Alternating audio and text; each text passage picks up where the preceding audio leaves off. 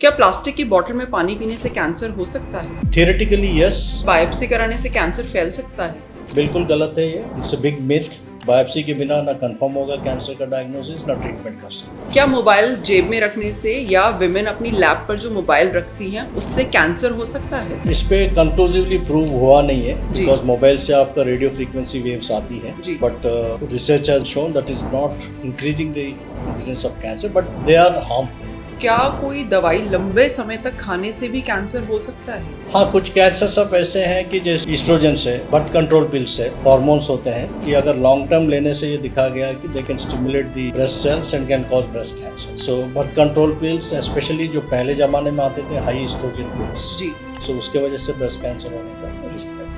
Okay. जो लड़कियां अपनी माहवारी या पीरियड्स को भी आगे बढ़ाने के लिए, तो वो पिल्स भी अगर जो लोग खाते हैं उनको भी कैंसर होने के चांसेस? हाँ, मतलब देखिए, अगर एक दो बार आप लिए तो it's not going to cause cancer, but continuous and regular usage will change your hormonal balance of the body, Okay. Which can lead to certain types of hormone dependent cancers. Cancer is a multifactorial disease. So this is आपका lifestyle कैसा है, आपका jeans कैसा है, आपका environment कैसा है, multiple factors trigger करते हैं। Okay. कुछ पेशेंट्स में अगर 5 साल की स्मोकिंग के बाद ही लंग कैंसर आता है, वही हमने देखा कि 20-25 साल स्मोकिंग करने के बाद भी कुछ पेशेंट का कैंसर नहीं होता।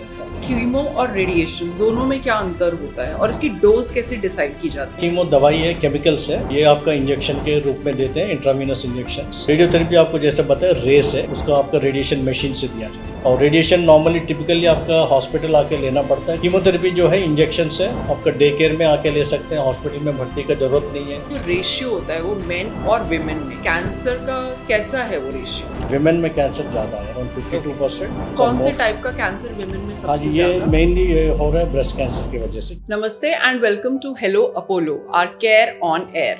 मैं हूं आपकी होस्ट सारिका भावल और आज हम बात करेंगे कैंसर के बारे में। कैंसर कैसे होता है, उसके रिस्क फैक्टर्स क्या हैं, क्या वेपिंग, ई सिगरेट या फ्लेवर्ड हुक्का के सेवन से भी कैंसर हो सकता है, क्या बायोप्सी से कैंसर फैलता है, क्या ब्रेस्ट कैंसर सिर्फ औरतों को होता है, इसके लेटेस्ट ट्रीटमेंट ऑप्शंस क्या अवेलेबल हैं। इस पर बात करने के लिए आज हमारे साथ हैं doctor professor SVS Dev. Doctor Dev lead हैं surgical oncology at Apollo hospitals Delhi. Doctor Dev एक बेहतरीन डॉक्टर ही नहीं बल्कि होप, हीलिंग और कंपैशन का दूसरा नाम है। 35 वर्षों से ज्यादा एक्सपीरियंस के साथ डॉक्टर देव एम्स दिल्ली में भी सर्जिकल ऑन्कोलॉजी यूनिट के एचओडी और प्रोफेसर भी रह चुके हैं। डॉक्टर देव ने 200 से ज्यादा ऑनकर सर्जन्स को इंडिया में ट्रेन किया है। इन्हें 30,000 से ज्यादा सर्जरीज करने का भी अनुभव है। It is my honour and an absolute privilege to welcome doctor Dev on the show. Doctor Dev, welcome to the show. Thank you. हमारे शरीर में ऐसा क्या होता है जिसके कारण ये कैंसर हमारे शरीर में आ जाता है? देखिए, ये बहुत ही इम्पोर्टेंट सवाल है, क्योंकि कोई भी बीमारी आपको समझने में ये आपको पता होना चाहिए कि किस लिए होती है। वजह पता होने से आपको बहुत सारे चीज़ आपको हल हो जाती है समस्या। बॉडी आप देखेंगे, it's one of the most beautiful creations of the God. आपका हाइट क्या है, मेरा हाइट क्या है, मेरा हाथ कितना बढ़ेगा, मेरा नोज कितना बढ़ेगा, हर चीज़ रेगुलेटेड है। So there is a programming in the body which controls the growth of all parts and all cells. Cancer में क्या होता है कि आपका कोई भी एक जगह ट्रिगर के वजह से, कोई आपका केमिकल की वजह से या इन्फेक्शन की वजह से या इन्फ्लेमेशन की वजह से एक जगह आपका जो सेल रेगुलेटरी मैकेनिज्म खराब हो जाती है। So there will be uncontrolled growth of cells. तो वो कहाँ रुकना उनको पता नहीं, बढ़ते चले जाते हैं।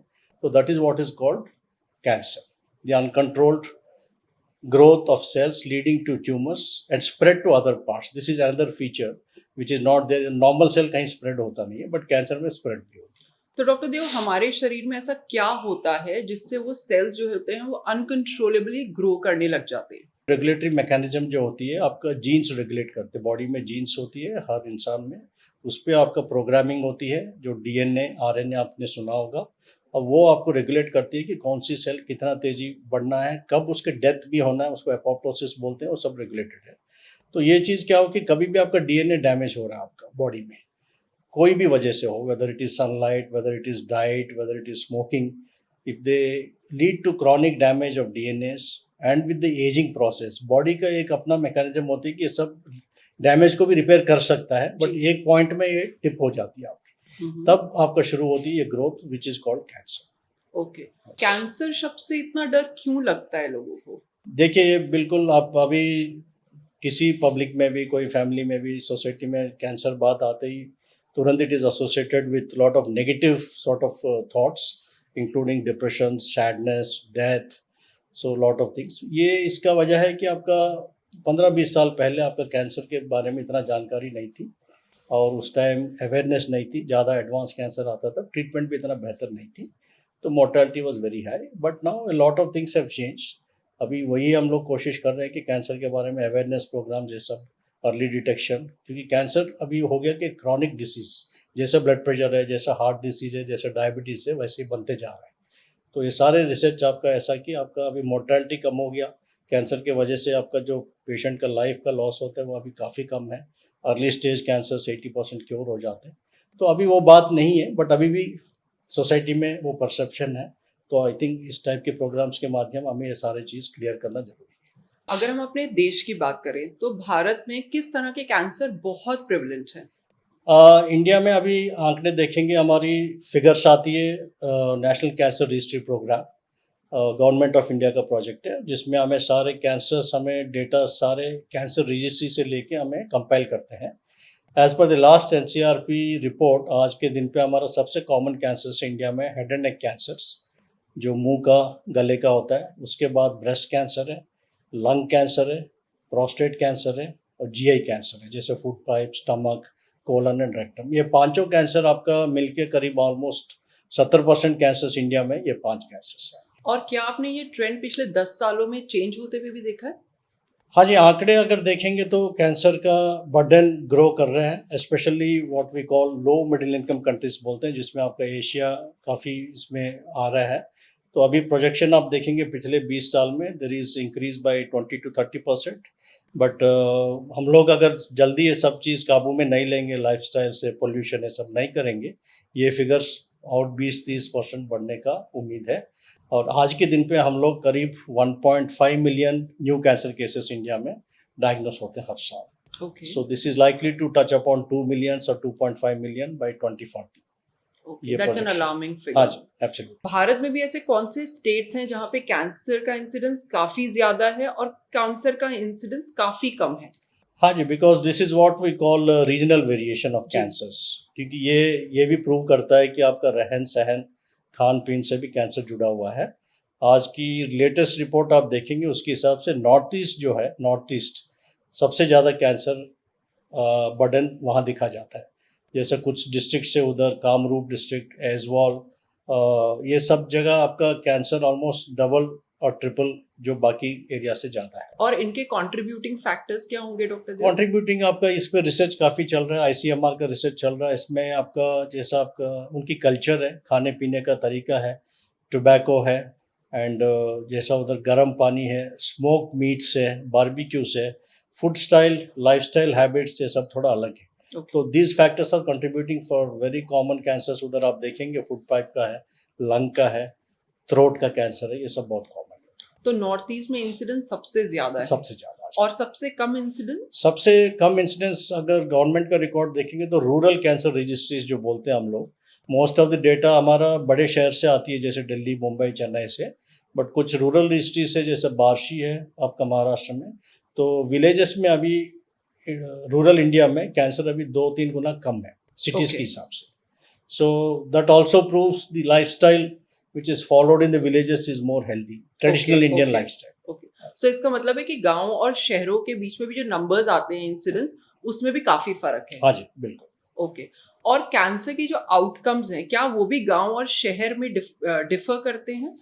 करते हैं, क्योंकि देखिए गांव से मरीज को डायग्नोस हो के शहर पहुंचने में इलाज के लिए कोई एक्सेस नहीं है, आपका एफोर्डेबिलिटी प्रॉब्लम है। कैंसर डायग्नोस्टिक की फैसिलिटीज़ गांव में अभी भी इंडिया में इतना अच्छा बना नहीं है, बट पिछले 10 साल में काफ़ी तरक्की हुई है। अभी टायर 2, टायर 3 सिटीज़ में भी बेसिक डायग्नोस्टिक्स जी। मिल रहा है, जी। काफ़ी फ़र्क हुआ है। बट इसकी वजह से पेशेंट जब तक आपका शहर पहुँचता है या सही जगह पहुँचता है, तब तक एडवांस स्टेज में आते हैं, Okay. विलेजेस से जब जी। आते हैं पेशेंट। जी, वो एक वजह है कि आपका सर्वाइवल रूरल इंडिया में कम हो गया। ओके।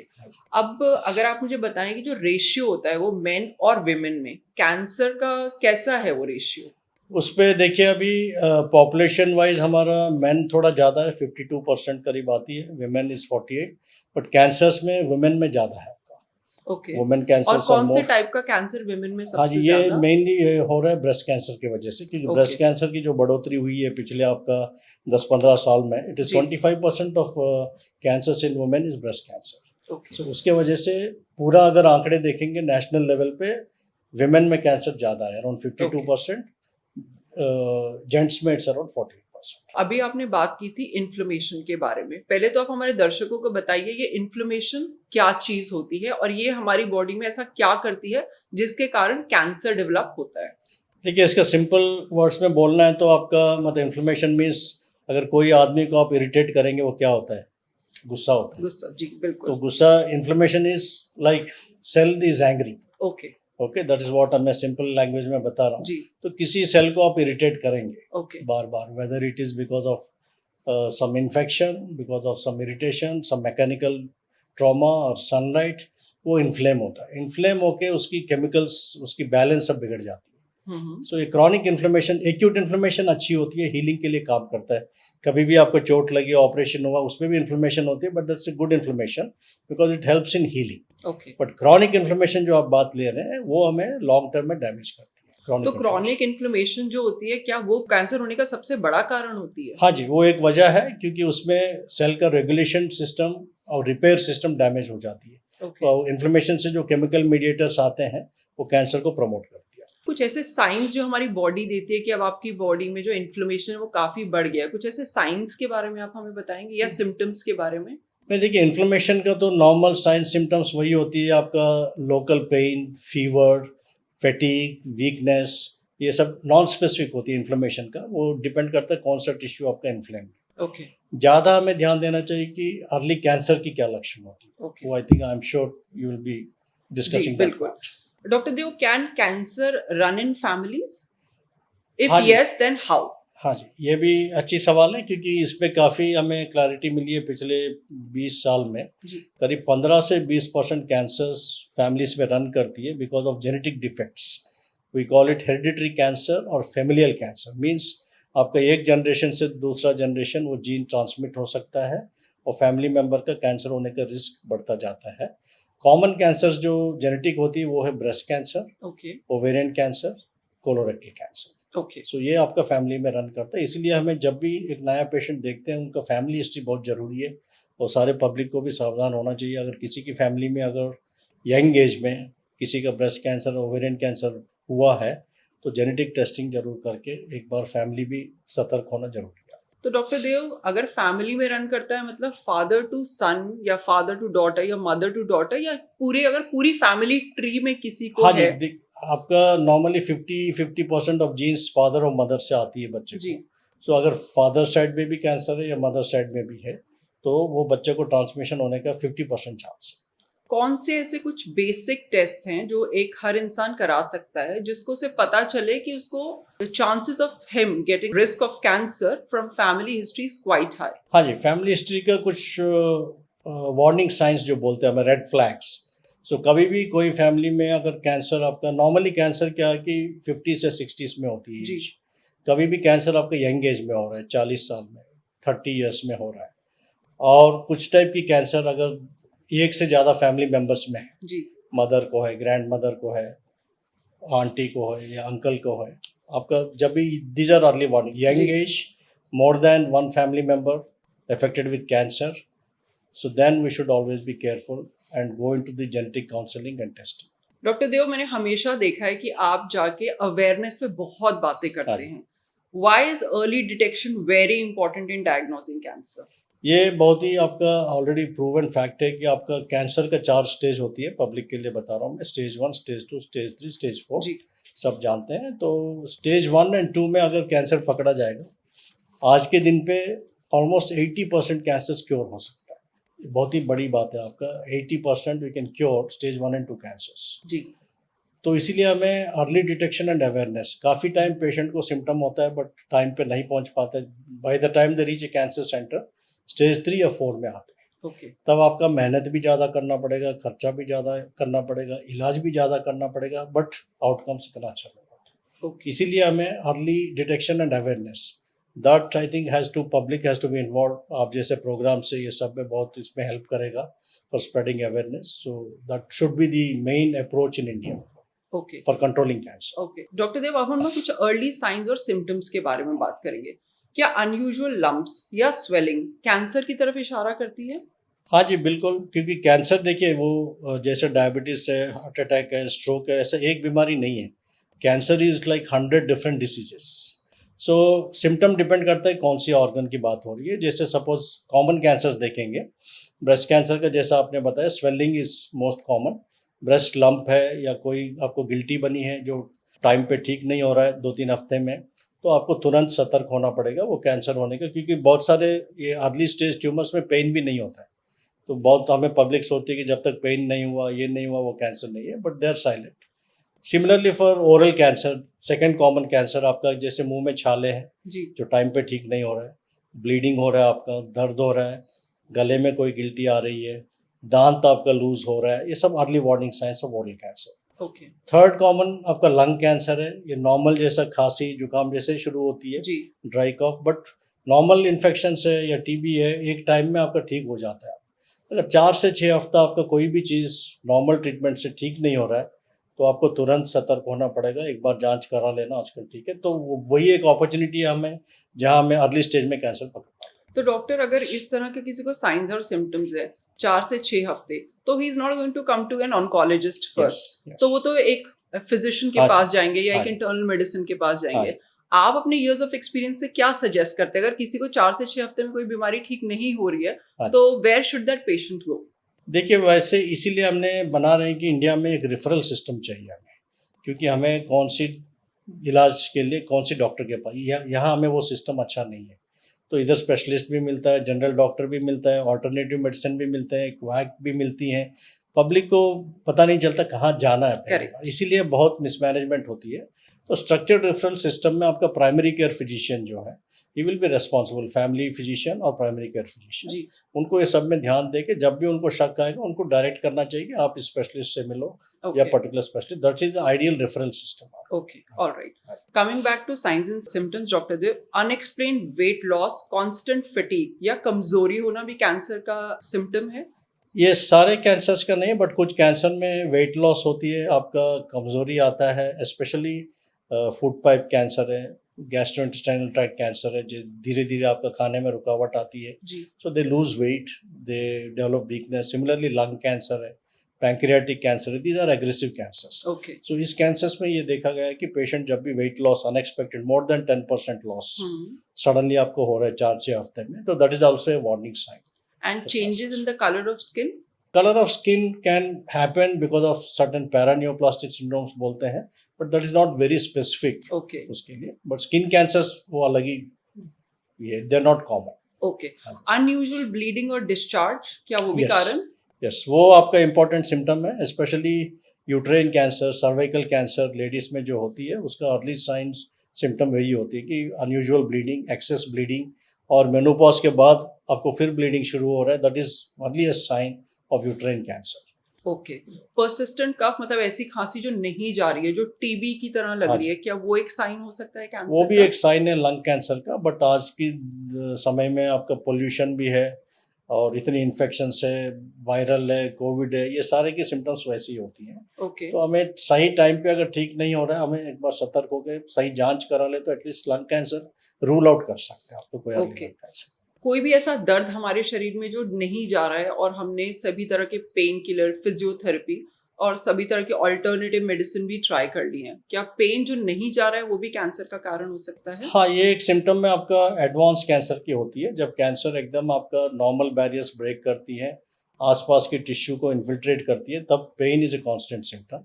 और कैंसर जब आपका हड्डियों में स्प्रेड हो जाती है जी और बोन ट्यूमर्स, उसमें पेन काफ़ी ज़्यादा होती ओके कोई भी अनयूजुअल चेंज हमारी ब्रेस्ट में होता है, वो भी क्या कैंसर का साइन होता है? क्योंकि मेनोपॉजल लेडीज जो होती हैं उनमें there are changes in the breast, there are other changes हाँ जी, आल्सो, हाँ। तो क्या वो सारे चेंजेस ही कैंसर की तरफ इशारा करते हैं? है। सारे नहीं, आपका 4-5 चीज़ का ध्यान रखना पड़ेगा। Women, that's what we are promoting breast awareness movement. Breast awareness means इंसान को, मतलब लेडी को अपने आप को पहचानना है कि अपना नॉर्मल ब्रेस्ट कैसा होता है।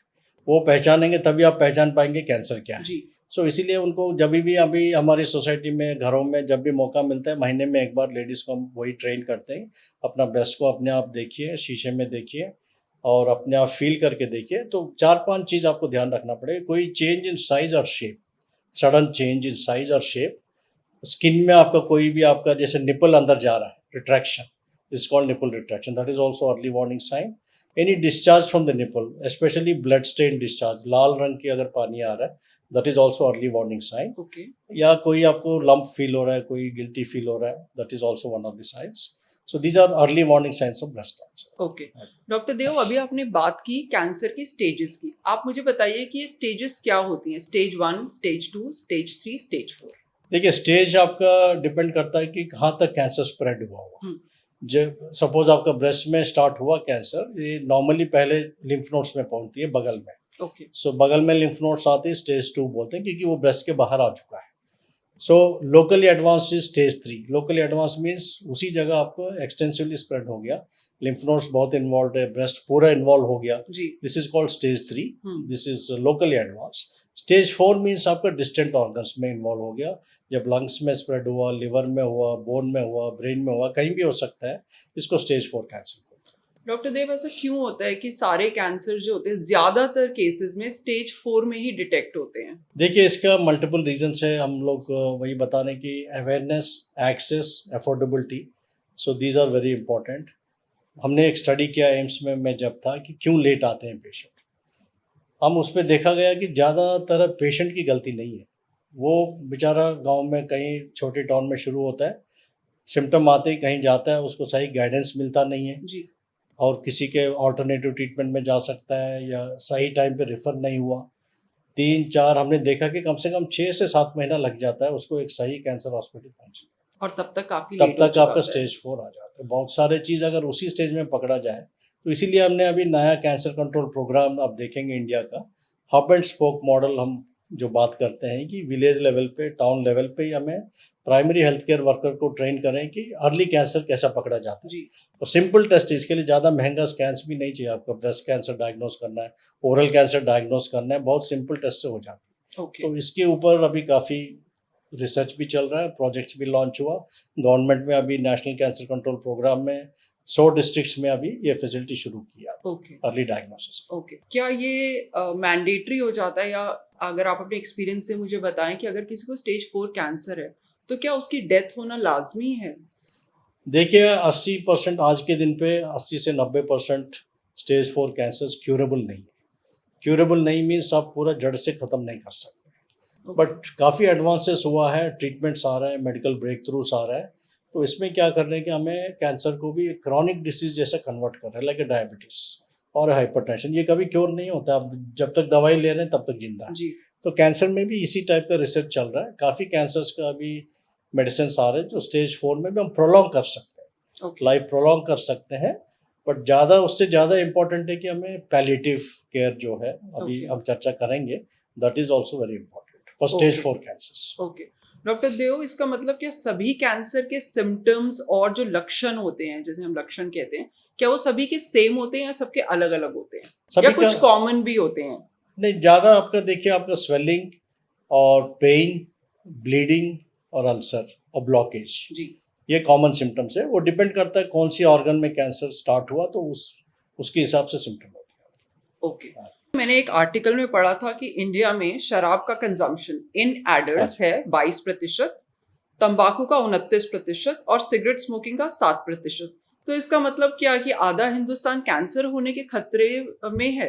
बिल्कुल, एक तरह से आप देखेंगे ये सारी चीज़ IARC, international agency for cancer research के हिसाब से ये क्लास 1 कार्सिनोजेंस बोलते हैं। मीन्स इसमें साइंटिफिक प्रूफ है, इनका जो एक्सेस यूज़ करने से कैंसर होता है, ये प्रूव है। तो अनफॉर्चुनेटली हमारा अभी स्मोकलेस टोबैको, आप देखेंगे इंडिया में ज़्यादा स्मोकिंग से ज़्यादा डेंजरस है स्मोकलेस टोबैको। बहुत सस्ते में गांव में, विलेज में मिल जाती है आपका तंबाकू, गुटखा, पान पराग, ये जी। सारे जो कमर्शियल प्रोडक्ट्स है। बच्चे लोग आप देखेंगे 10-15 साल वाले भी शुरू हो जाते हैं। जी। सो इसीलिए हमारी कैंसर बर्डन अभी जो आप देखेंगे, head and neck cancer, India को it's the capital for head and neck cancers. Okay so alcohol भी आपका is implicated in lot of cancers, tobacco smoking as well as smokeless tobacco. अभी आजकल तीसरा आ रहा है आपका, जैसे हुक्का, शीशा। ओके, तो आप देख रहे हैं बड़े बड़े शहरों में आजकल बार्स खुल रहे हैं, हुक्का करेक्ट बार, करेक्ट। शीशा बार। ये भी सोचते हैं, बताते हैं कि इसमें स्मोक में हार्मलेस है, हम फिल्टर कर रहे हैं, बट ये सही नहीं है।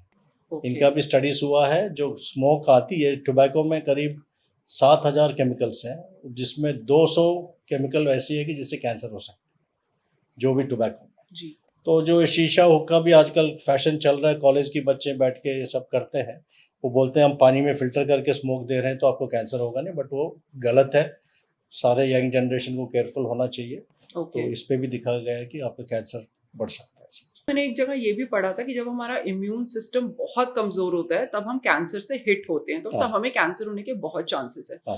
आपने देखा होगा आज से 2-3 साल पहले जब कोविड जैसी महामारी आई, तो क्या उन लोगों को भी कैंसर होने के ज्यादा चांसेस है जिनको कोविड हुआ था? ये बहुत अच्छा सवाल है, क्योंकि आपका बॉडी इम्यूनिटी हमेशा आपका it's like a policeman. Body को आपको सतर्क रहती है, जब भी इस टाइप की कैंसर सेल देखती है, नॉर्मल इम्यूनिटी से आप उसको किल करती है कैंसर। जब भी आपका इम्यूनिटी डाउन हुआ तो कैंसर सेल को आपको पकड़ा नहीं जाता, वो एस्केप हो जाते हैं। ओके एस्केप होते हैं, फिर ग्रो करना शुरू करते हैं। इसलिए इम्यूनिटी और कैंसर के बीच में बहुत स्ट्रॉन्ग लिंक है। ओके कोविड में ये आपकी बात सही है, उस टाइम में हमने देखा बॉडी इम्यूनिटी काफ़ी लो हुआ। अभी रिसर्च चल रहा है, बट हमने भी उस टाइम नोटिस किया काफ़ी पेशेंट्स के कैंसर का इंसिडेंस है या रिलैप्स है, दोबारा आना कैंसर, जी। हमें काफ़ी केसेस देखे उस टाइम। हमारी रोजमर्रा की जिंदगी में कौन सी ऐसी चीजें हैं जिनको हमें शायद अपनी जिंदगी से निकाल फेंकना चाहिए, चाहे वो हमारी किचन के कुछ सामान हो या हमारे खाने की कुछ चीजें हो, जैसे कि कैंड जूस हुआ या फिर फ्रूट्स हैं या फिर कुछ ऐसी सब्जियां हैं या कुछ बर्तन हैं, सिल्वर के बर्तन हैं, नॉन, कुछ हाँ चीजें जो आप हमें बताएं। हाँ जी, इस पे देखिए, मतलब बेसिकली हमें देखना है कि ये सब दिखाया गया कि जिस तरह का डाइटरी हैबिट्स है, लाइफस्टाइल हैबिट्स पिछले 10 साल में जी बड़े शहरों में आ रहे हैं, they are definitely harmful. High calorie diet, junk food, refined sugars, ये बर्गर से, पिज़्ज़ा से, फास्ट फूड है, these are all leading to obesity and obesity related cancers. Okay मैंने बहुत लोगों को देखा कि वो शुगर फ्री ना अपनी चाय कॉफी में डालते हाँ हैं, और बहुत लोग फिर ये बोलते हैं कि वो शुगर फ्री से तो कैंसर हो जाता है। तो क्या शुगर फ्री यूज करने से कैंसर होता है? देखिए, इस पे भी आपका काफ़ी रिसर्च हुआ है, sugar free agents and cancer. It is not conclusively proven that sugar free से कैंसर हो जाता है, but certain chemicals in the preservatives जो है, so they can be carcinogenic. If you take it for a long time on a large quantities, they can cause cancer. और But a long routine use time में, हाँ मतलब जी, जैसे कितने लंबे समय तक? देखिए इसका कोई वेल डिफाइंड है नहीं है, because cancer is a multifactorial disease. So this is आपका लाइफस्टाइल कैसा है, आपका जीन्स कैसा है, आपका एनवायरनमेंट कैसा है, मल्टीपल फैक्टर्स ट्रिगर करती है। ओके कुछ पेशेंट्स में अगर 5 साल की स्मोकिंग के बाद ही लंग कैंसर आता है, जी वही हमने देखा कि 20-25 साल स्मोकिंग करने के बाद भी कुछ पेशेंट का कैंसर नहीं होता है। Okay So this is a multifactorial thing. So we Okay. cannot define that time, but any long-term use means over a period of 5 to 10 years, I would say. Okay मैंने कुछ ऐसे videos देखे जिसमें in fact doctors ही ये बोल रहे हैं कि आप माइक्रोवेव में मत खाना मत गर्म कीजिए, और आप फ्रूट्स भी सारे मत खाइए क्योंकि उन सब में फर्टिलाइजर्स हाँ। होता है।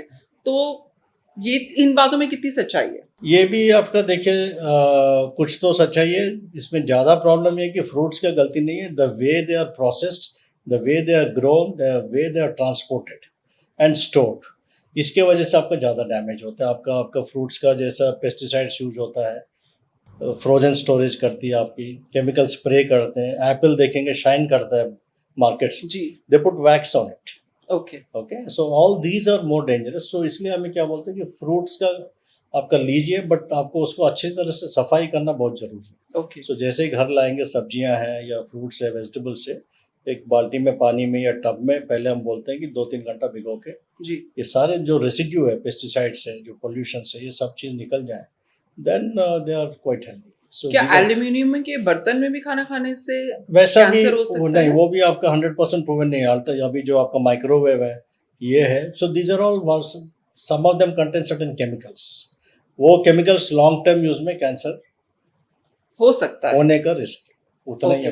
तो अभी आज कोई की रिसर्च में जी वैसा नहीं है कि आपके रिसर्च बेस्ड ये एविडेंस नहीं, नहीं है है, कि आप research। एल्यूमिनियम हाँ के जी, उसमें हाँ बर्तन में खाना बनाएंगे तो आपको कैंसर हाँ होगा, जी, वैसा या फिर आप शुगर फ्री खाएंगे तो आपको कैंसर होगा, नहीं, इस कोई रिसर्च बेस्ड नहीं। हर चीज का आपका देखिए, एक तो गलत फहमी होती है, एक रूमर होती है, एक गूगल न्यूज़ होती है, तो हर चीज़ का हम क्या देखते हैं एज ए डॉक्टर और ए गुड फिजिशियन, एविडेंस क्या है आपका।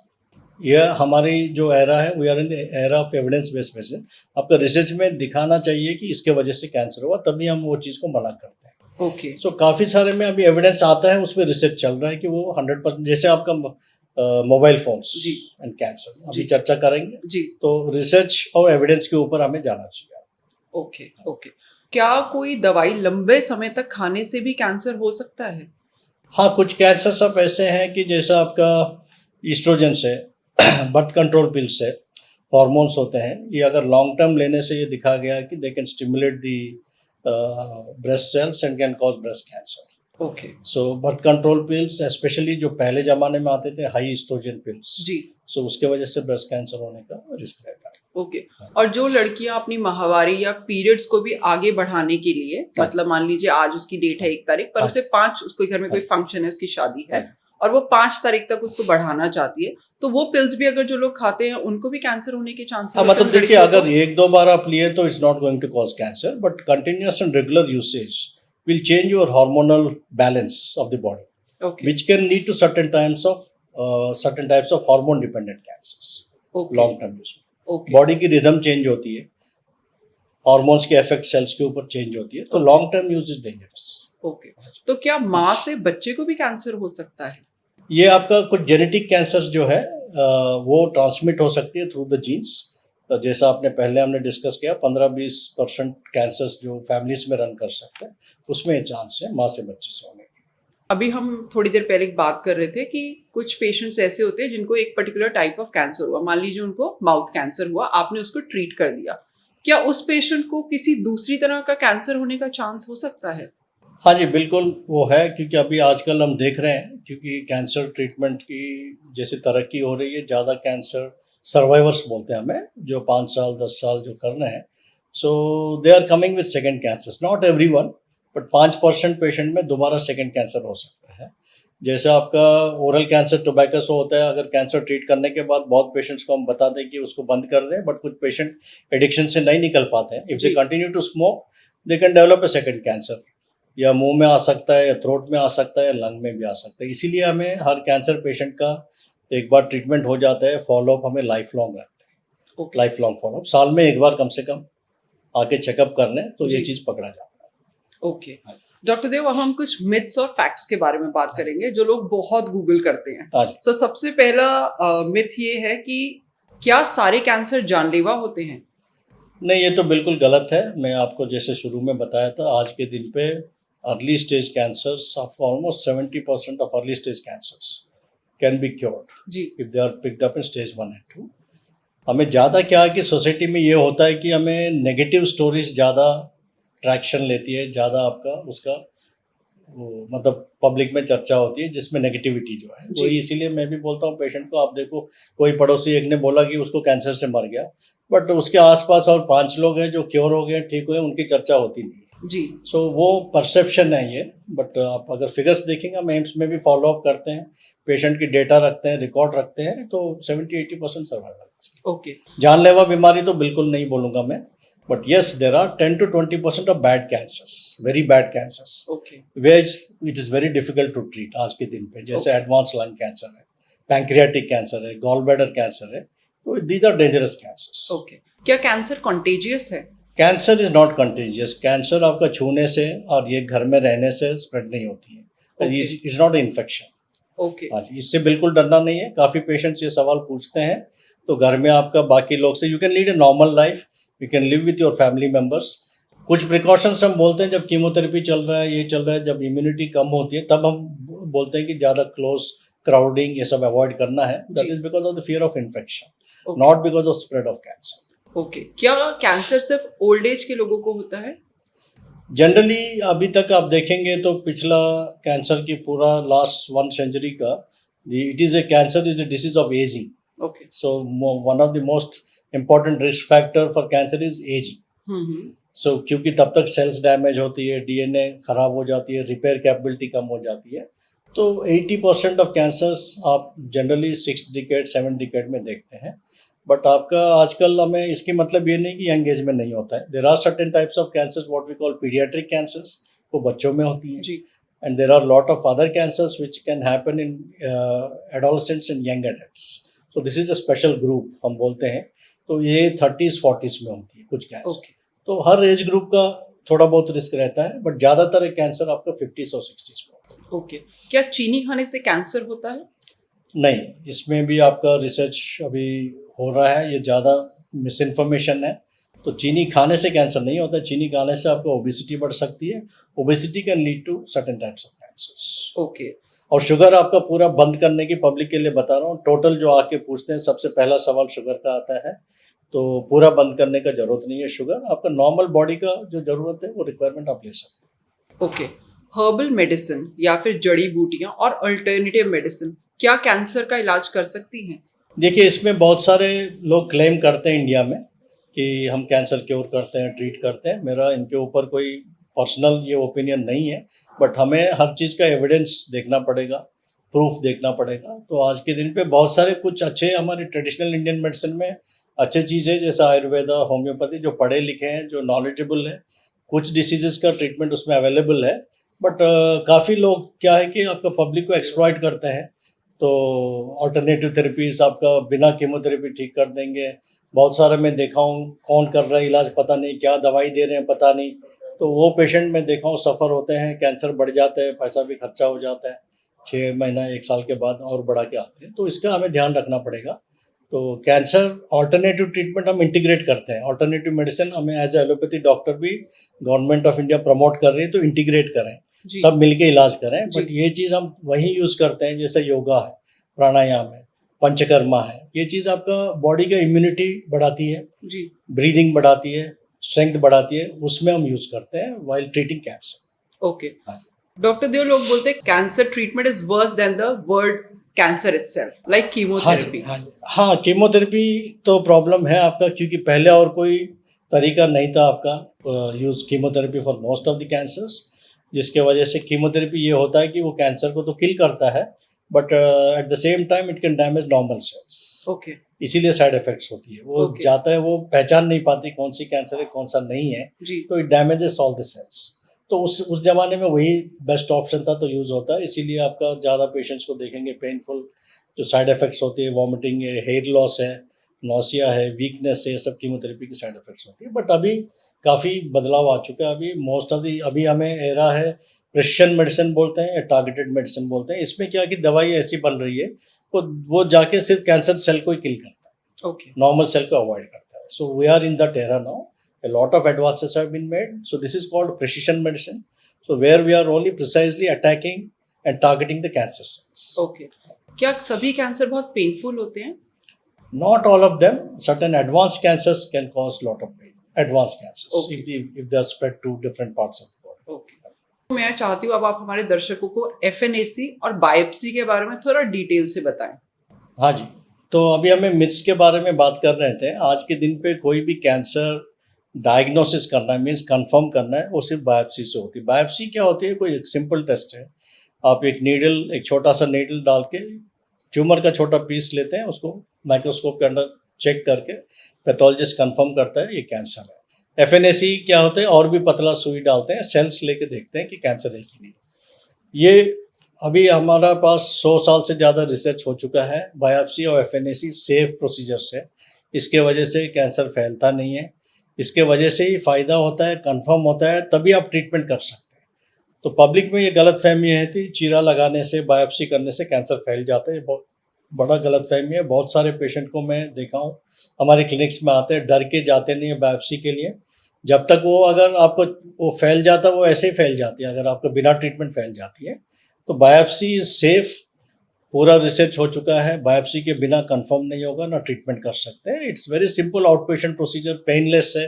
आपका मतलब 10-15 मिनट में बायोप्सी आजकल हो जाती है. अब हम उन डॉक्टर्स के बारे में बात करते हैं जो कैंसर को ट्रीट करते हैं.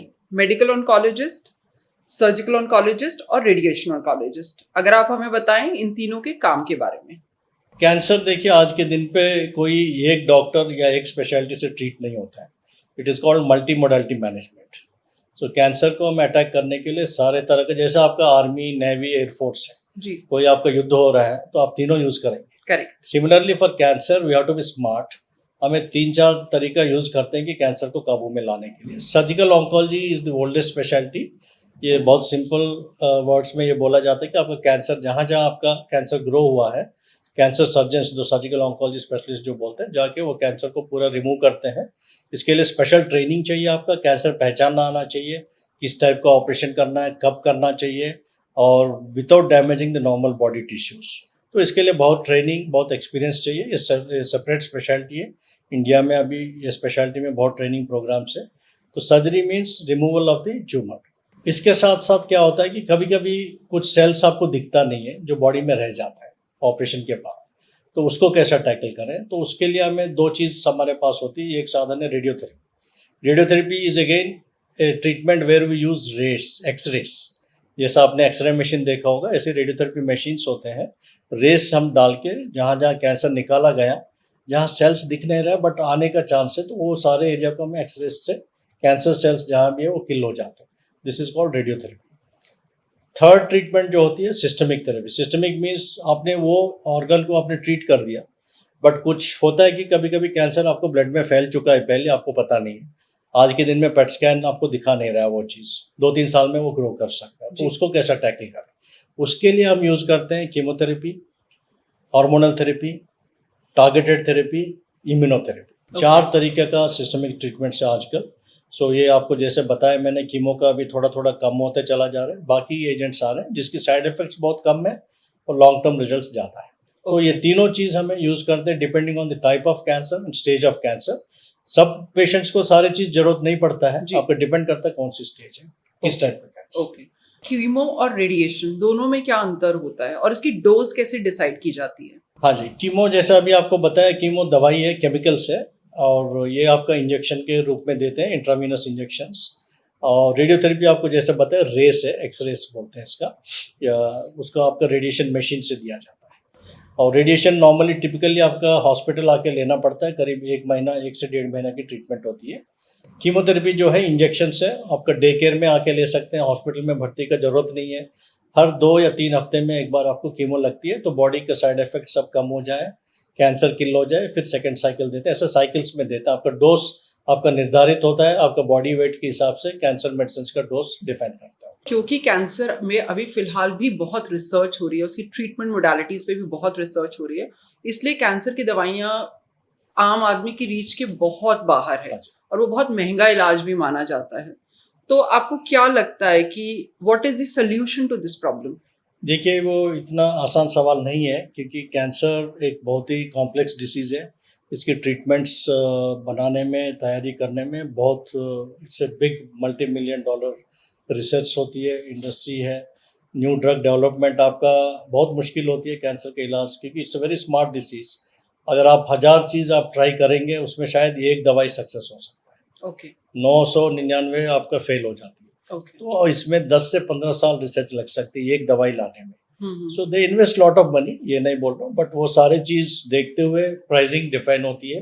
And majority of this manufacturers are private manufacturers. जी, तो आप बाहर भी देखेंगे, वेस्टर्न कंट्रीज में देखेंगे प्राइवेट कंपनी से, इसलिए प्राइसिंग का इश्यू है। बट हम लोग वहाँ रुक नहीं रहे, हम लोग इनके साथ कंटिन्यूस डायलॉग करते हैं। गवर्नमेंट काफ़ी मदद करती है, how to decrease the price, how to make the drug affordable, the very expensive drugs. India में गवर्नमेंट भी बहुत मदद किया आपका, ये प्राइस कंट्रोल रेजीम है आपका ड्रग्स के लिए।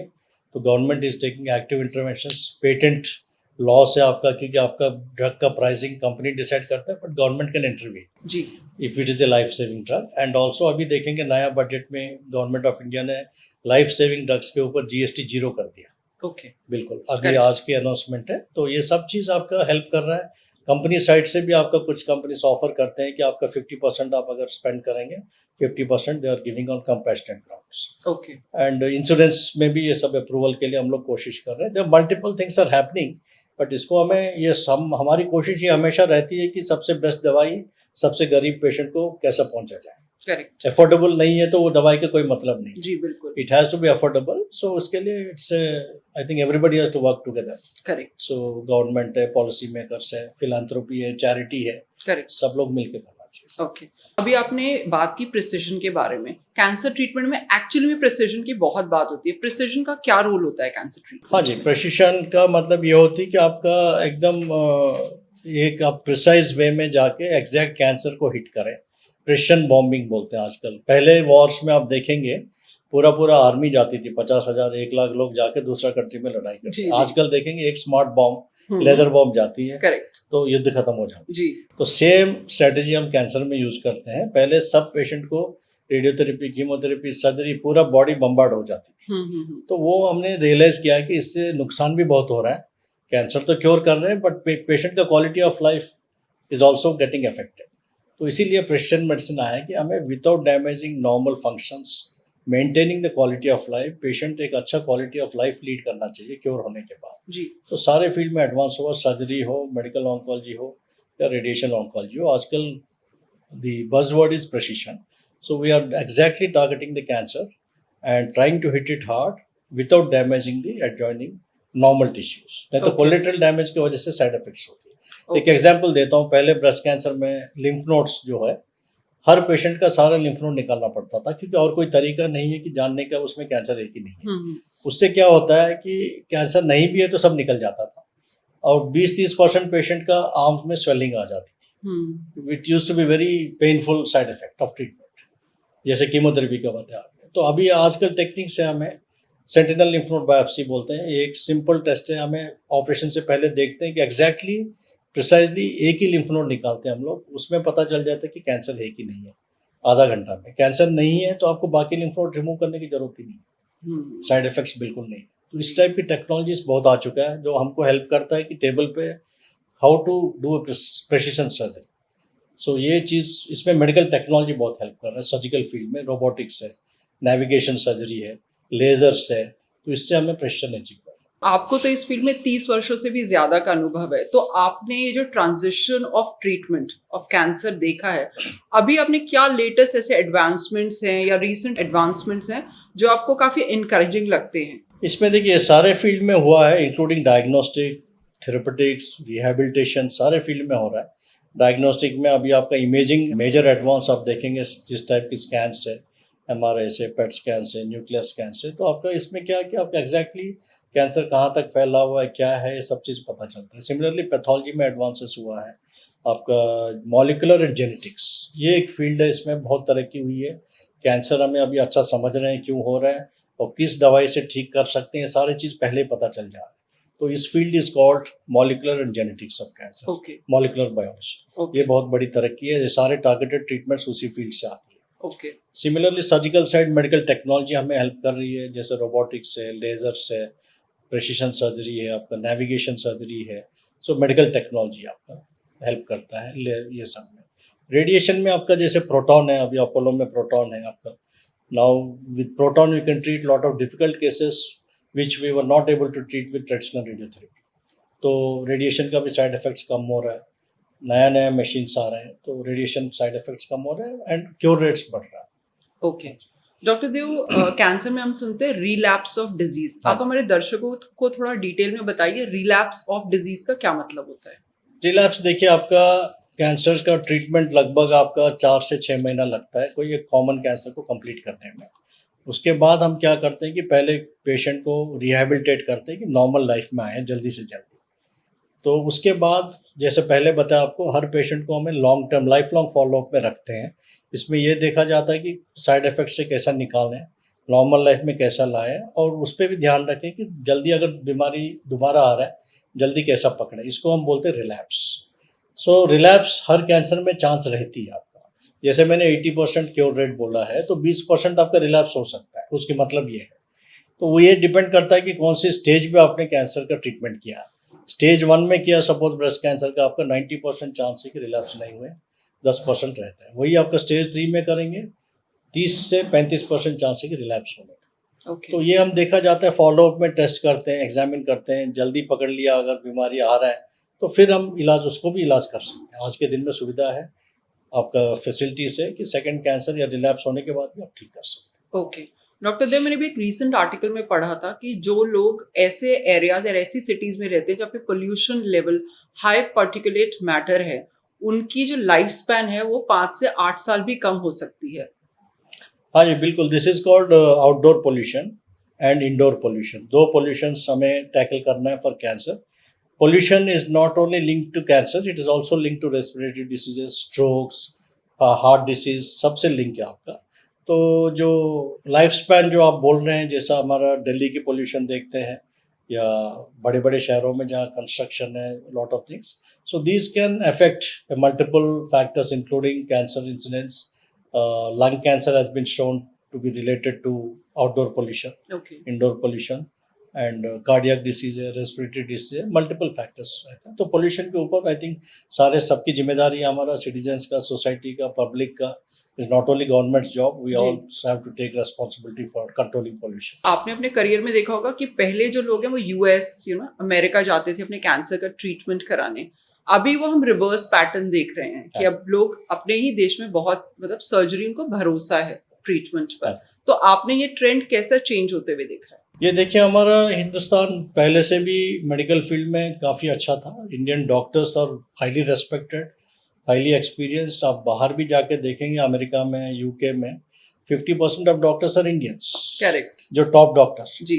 तो हमारे पास टैलेंट हमेशा रहा है, बट अभी क्या हो रहा है कि इंफ्रास्ट्रक्चर अच्छा बनने से अच्छे डॉक्टर अभी इंडिया में ही रह रहे हैं और फैसिलिटीज़ भी काफ़ी आ गया। प्राइवेट सेक्टर देखिए, गवर्नमेंट सेक्टर देखिए, गवर्नमेंट ने इतना सारे नया एम्स बनाया है, नेशनल कैंसर इंस्टीट्यूट बनाया है। They are investing a lot in private sector, जैसे अपोलो है, मैक्स है, फोर्टिस है, there are so many centres coming up. तो इनका जो आजकल टेक्नोलॉजी जो हमारा बराबर है, जो आपका best of the latest technologies जो यूएस में, यूके में है, आज इंडिया में अवेलेबल है। Along with that we also have a very good talent, experienced doctor. So that is why India is becoming a global hub for healthcare. Okay So we are seeing a lot of patients from Western countries coming to India for good treatment. ये एक Okay. अच्छी चीज़ है। I think India should be proud of this correct achievement. Correct. Thank you doctor Dev for answering these questions. Now we come to our rapid fire round. मैं doctor Dev आपसे कुछ सवाल पूछूंगी और आप उनका एक क्रिस्प आंसर मुझे देंगे। Which are the top 5 common cancers in India by incidence and mortality? Head and neck, breast, lung, GI, prostate. Okay. What is the average age of onset for common cancers in India? We see most of the cancers in the fifth decade, Okay. around 50s. Okay, 50s. क्या mobile जेब में रखने से या women अपनी lap पर जो mobile रखती हैं उससे कैंसर हो सकता है? इस पे कंक्लूसिवली प्रूव हुआ नहीं है, जी। बिकॉज मोबाइल से आपका रेडियो फ्रीक्वेंसी वेव्स आती है, जी but research has been shown that is not increasing the incidence of cancer, but they are harmful. These radio frequency rays are harmful, especially lab में रखेंगे. It can affect fertility and it can also cause bodily changes. Okay. क्या कुछ jobs ऐसे हैं जिसमें cancer का risk ज्यादा होता है? जैसे कुछ लोग पेंट की इंडस्ट्री में काम करते हैं या डस्ट वाली इंडस्ट्री में काम करते हैं? बिल्कुल सही है आपका। जैसे स्पेशली माइनिंग कुछ है, आपका पेंट इंडस्ट्री है, माइनिंग है, आपका वेल्डर्स है, एंड आपका एयर होस्टेस देखा हुआ है हमने, उनमें भी ब्रेस्ट कैंसर दिखा गया, बिकॉज उनका बॉडी रिदम चेंज हो जाती है, नाइट डे। उनका अगर इंटरनेशनल फ्लाइट्स में काम करेंगे करेक्ट। तो बॉडी का एक बोलते हैं सर्कैडियन रिदम, वो डिस्टर्ब हो जाता है। That can affect your body hormone functions and can also lead to increased incidence of cancers. Okay. Breast cancer सिर्फ औरतों को होता है? ये सही नहीं है। आपका 1% of breast cancers can also affect man. Okay. Breast cancer में कितने लंप या गांठें होती है? सिर्फ एक ही गांठ होती है या एक से ज्यादा? कैंसर अगर देखेंगे तो 90% ऑफ द टाइम एक ही होता है, बट एक से ज़्यादा भी हो सकता है ट्यूमर 10% में। वो कभी कभी आपका MRI में या मैमोग्राम में दिखती है। Is eating too much junk food or using plastic containers bad Yes. for cancer risk? Yes, definitely. Junk food has been shown to increase your obesity and the sedentary lifestyle, which can lead to obesity-related cancers. Okay.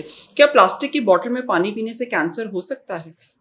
Theoretically yes, but अभी तक अभी research चल रहा है आपका, because it releases, especially जब गर्म करते हैं प्लास्टिक कंटेनर्स में, it can release certain chemicals into the coffee, tea or water, so that can be harmful to the body. Okay. Microwave जब करते हैं चीज। जी ओके। क्या बहुत ज्यादा सन एक्सपोजर से भी स्किन कैंसर हो सकता है? हाँ जी, बिल्कुल हो सकता है। ऑस्ट्रेलिया में number 1 cancer is skin cancer, because वहाँ सनलाइट, अल्ट्रावायलेट लाइट जो है वो डैमेज करती है स्किन का। सन बेदिंग करते हैं तो उनमें स्किन कैंसर होने का काफ़ी रिस्क है। चांसेस। ओके। कैंसर को हराने के लिए 3 चीजें जो बहुत इंपॉर्टेंट हैं। देखिए आपका आपने हाथ में जो है वो आप अगर संभाल सकें, उसमें मैं बोलूँगा एक तो हेल्दी लाइफस्टाइल, एक डिसिप्लिन लाइफस्टाइल। हेल्दी लाइफस्टाइल में आपका diet is very important, fruits, vegetables, a balanced, healthy, plant-rich diet. Avoid smoking, tobacco, alcohol. Definitely, ये सब preventable cancers हैं. Third is early warning signs. Don't ignore early warning signs. So that is the best opportunity for going for treatment. आपको डरना नहीं है, कोई मतलब ऐसा नहीं है, आपको कोई भी लगेगा जल्दी जाएं, आपका जल्दी स्क्रीनिंग होगा, क्योर होने की चांस बढ़ जाता है। ओके। डॉक्टर देव, ऑन्कोलॉजी और कैंसर दोनों में क्या फर्क होता है? ये एक्चुअली सिनोनिमस वर्ड्स है। कैंसर मीन्स लैटिन में क्रैब, क्रैब तो क्रैब जो होती है जैसा स्प्रेड होती है, उसकी जैसा पैर होती है, कैंसर भी वैसे स्प्रेड होती है, इसीलिए 2000 साल पहले इसको नाम दिया गया cancer. Okay. Onkos means growth, it's a Greek word. Onkos means growth, कोई भी अगर बढ़ते जा रहा है उसको ऑन्कोस बोलते हैं। तो ऑन्कोलॉजी जो है फील्ड, जो कैंसर का जो स्टडी होती है, कैंसर की जो स्पेशलिस्ट है वो जुड़ा जाता है कि ऑन्कोलॉजी फील्ड से। ओके। डॉक्टर देव, अगर किसी पेशेंट की बायोप्सी नेगेटिव आई है तो क्या फिर भी उसको कैंसर होने का चांस हो सकता है? होता है, आपका 5-10% चांस है कि फिर भी कैंसर हो सकता है, क्योंकि बायोप्सी अगर आपका सही जगह से नहीं लिया गया, क्योंकि आपका ट्यूमर में कुछ जगह होती है कि फ्रैंक कैंसर, कुछ जगह प्री कैंसर, कुछ जगह नॉर्मल सेल्स भी होती है। जी। अगर सही सैंपल रिप्रेजेंटेटिव नहीं आया जी। तो 5 से 10% चांस है कि कैंसर फिर भी हो सकता है। इसलिए हमें नेगेटिव होने से ये नहीं बोलते कि पूरा क्लियर हो गया। अगर शक ज़्यादा है आपको तो दोबारा बायोप्सी करना। ओके। तो क्या बायोप्सी कराने से कैंसर फैल सकता है? बिल्कुल गलत है ये, वही it's a big myth. Biopsy के बिना ना कंफर्म होगा कैंसर का डायग्नोसिस, ना ट्रीटमेंट कर सकते। जी। It's absolutely safe. Okay. Biopsy कराने का सबसे बड़ा साइड इफेक्ट क्या है? कुछ नहीं है आपका एक्चुअली साइकोलॉजिकल साइड इफेक्ट है, डरते हैं पहले, वो सोचते हैं, जब करा के आते हैं बोलते डॉक्टर साहब ये तो कुछ भी नहीं है। ओके। तो डरना नहीं चाहिए। ओके। कैंसर ट्रीटमेंट के दौरान वजन कम क्यों होता है? वजन का कम होने का मल्टीपल वजह है। एक तो आपका फिजिकल, आपका because psychologically you are not in a good frame, diet change हो जाता है आपका, effects of treatment can also cause, and there lot of restrictions. आजकल हम देखते हैं घर में, फैमिली में हर आदमी एडवाइस देता है ये खाना नहीं खाना है, पेशेंट को फाइनली समझ में नहीं आता खाना क्या है। करेक्ट। तो इसीलिए आपका you take a good advice from your treating doctor. सब जगह आपको गूगल में, पब्लिक में इतना अगर आपको पता नहीं चलेगा क्या खाना है। So diet, a good healthy diet is very important. अगर आप वीक है तो साइड इफेक्ट्स बढ़ जाता है। तो balance nutritional management is extremely important. Cancer nutrition is a separate speciality as such. Okay. Anti inflammatory food वो क्या होते हैं? एंटी इन्फ्लेमेटरी मीन्स आपका बॉडी इन्फ्लेमेशन के बारे में हमने बात किया, which can trigger cancer. There are certain foods which have got properties to suppress inflammation, antioxidants. ये ज़्यादा आपको you find them in green leafy vegetables, fruits which are coloured, fresh vegetables है, सब्जियां हैं, इस पे आपका antioxidants are very rich in these things. Okay. 5 ऐसी चीजें जो किसी को नहीं करनी चाहिए उसे अगर किसी भी तरह का कैंसर डिटेक्ट हुआ है। डिटेक्ट होने के बाद जी। डिटेक्ट होने के बाद आपका एक तो सही एडवाइस लें, सही जगह पहुंचें और सही ट्रीटमेंट टाइमली कराएं। जी। तो ये 3 चीज़ से आप बच सकते हैं। अगर गलत, क्योंकि 4-5 एडवाइस आ जाते हैं, आपको समझ में नहीं आता है, या घर में बैठ जाते हैं, या गलत रास्ता में जाते हैं, वो फर्स्ट से सबसे इम्पोर्टेंट स्टेप वो है। Okay. As a surgical oncologist doctor Dev, आपके प्रोफेशन का सबसे रिवॉर्डिंग पार्ट क्या होता है? देखिए ये फील्ड सबसे मतलब बढ़िया चीज़ ये है कि आपका पेशेंट से जुड़े रहते हैं through out the journey of the cancer patient. It is not only operation, हमें कैंसर डायग्नोसिस से पहले पेशेंट को हैंडल करना, उनका फैमिली को हैंडल करना, throughout the life we are standing with the patient. That is the most rewarding part. Operation एक हिस्सा होता है ट्रीटमेंट का, उसके आगे पीछे बहुत सारी चीज़ होती है, and you are directly related, you are attacking the cancer as a surgeon. हम देखते हैं कैंसर, उससे लड़ते हैं, निकालते हैं, तो that gives much bigger satisfaction. Okay. When the patient goes happy home, that is, I think, biggest satisfaction to the surgeon is curing the patient. Correct. अगर ऊपर वाला आपको एक ताकत दे तो आप कैंसर के बारे में वो क्या चीज है जिसको हटा देंगे? देखिए everybody is hoping and praying for a magic pill. तो कैंसर ऐसा ट्रीट हुए कि कोई भी एक सिंगल टैबलेट से या सिंगल टेस्ट से पता चल जाए और सिंगल ट्रीटमेंट से उसकी इलाज हो जाए। उसकी अभी काफ़ी रिसर्च हो रहा है, but I think we are a long way to go because cancer is a very complex disease. Correct. So it's a long way to go, but a lot of improvements have happened. So we are happy with the progress. So ये update करना, public को जानकारी देना बहुत जरूरी है, नहीं तो अभी हमें वही मेंटल फ्रेम में है जो 10-20 साल पहले तक डरते हैं, आते नहीं हैं. आके देखिए, बातचीत करिए सही लोग से, तब आपको ये सब चीज़ पता चलता है. करेक्ट. आप इतने काम, इतने कंपोज्ड, इतने कंटेंट कैसे रह पाते हैं? What is the secret behind this? देखिए, हमारा oncology is a high pressure job. A lot of because you need to be mentally tough. जैसा आपको बताया, it is not only treating cancer but dealing with the patient, dealing with the families, not only for 1 day or 2 days, throughout their journey. It needs a lot of mental toughness and maturity. So ये हमें training के साथ आता है. जैसा आपका medical student है, फिर सर्जरी सीखते हैं, फिर आपका ह्यूमन साइकोलॉजी सीखते हैं, अपनी गलती से सीखते हैं. Then you slowly evolve as a good oncologist over a period of time. So then you have to keep your cool. You cannot afford to lose your temper. Patient वही सवाल बार बार पूछता रहता है, तो आपको पेशेंट्स वो आपको डेवलप हो जाती है अंदर से. And it also depends on your mentality, what kind of you need to be very mentally balance. Operations भी बहुत हाई रिस्क होती है, बहुत स्ट्रेस में रहते हैं. तो ये चीज़ हम ट्रेनिंग में भी सिखाते हैं जूनियर्स को, how to handle yourself. You have to be healthy and fit if you want to give a good treatment to your patients. So we have to take care of ourselves also. Our mental health and our physical health is very important. आपकी कुछ surgeries बहुत complex होती है जिसमें आपको पता है कि देयर इज अ 50-50% चांस. तो जब आप उस टाइम पर ऑपरेशन थिएटर में जाते हैं, उस टाइम पर आप अपना कैसे एक कामनेस मेंटेन करके रखते हैं? देखिए, ये हमें ट्रेनिंग में पहले ये सब चीज़ there are 3 things: when to operate, how to operate, when not to operate. ये आदमी एक्सपीरियंस से सीखता है. ऑपरेशन के वजह में, ऑपरेशन के दौरान कॉम्प्लिकेशंस भी हो सकता है, तो ये चीज़ कैसे अवॉइड करना है, कब आपको रोकना है ऑपरेशन, कैसा आपको प्रॉब्लम से निकलना है. सो ये सारे चीज़ आपको एक एक्सपीरियंस, हमें हर पेशेंट का प्लानिंग करते हैं depending on the patient background, tumour, complexity. हमारी बहुत सारे अभी ऑपरेशन तो 2-3 घंटा देखते हैं, उससे पहले हमें 1 हफ्ता का तैयारी होती है. ओके. सो वो किसी को दिखता नहीं है. तो that preparation is very important. Plan A, Plan B, prepare for any contingency, prepare for any emergency. ये हुआ तो क्या करना है, हमारे पास ये सारे चीज़ तैयारी करके जाते हैं. ओके. अगर कैंसर सेल एक बार बॉडी में आ गए तो वो कभी नहीं जाते? ये भी गलत है आपका. मतलब जो क्योर हो रहे हैं उसकी मतलब ये कि देखिए, कैंसर सेल जा रहा है नहीं जा रहा है वो कहना मुश्किल है, but they can become dormant. Dormant means जैसे पड़े हुए हैं बॉडी में, but they are not causing any harm. So आज के दिन पे जो क्योर हो रहा है, हम उसको मान के जाते हैं कि कैंसर सेल्स अभी एक्टिव नहीं. ओके. फ्लेवर्ड हुक्का, ई सिगरेट और वेपिंग से भी का कैंसर होने का खतरा होता है? हाँ जी, बिल्कुल खतरा है, क्योंकि ये क्लेम करते हैं लोग कि उससे कैंसर नहीं होता क्योंकि स्मोक फिल्टर हो जाती है पानी में, बट ये सही नहीं है. A lot of chemicals can still enter the body and cause harm and cancer. Okay. एक मैसेज जो आप हर उस फैमिली मेंबर को देना चाहते हैं जिनकी फैमिली में कोई इस बीमारी से लड़ाई कर रहा है? उनका देखिए, आपको हिम्मत को नहीं आना है. बेसिकली होप हमेशा रखना है. पॉजिटिविटी ज़रूरी है. तो आदमी गिरता है लेकिन खड़े होके आगे बढ़ना पड़ता है. तो वही मैं समझाता हूँ, काफ़ी टाइम हम देते हैं कि जो प्रॉब्लम हो गया, but will power is very important, mental toughness is important. This is a difficult disease to tackle और ट्रीट. सो पेशेंट की साइड से, फैमिली की साइड से इसे बोलो, ट्रस्ट रखो, पॉजिटिव रहो, स्ट्रॉन्ग रहो. बाकी हम लोग कर रहे हैं. ओके. डॉक्टर देव, एनेस्थेटिस्ट जो होते हैं, are they specialised for pain management?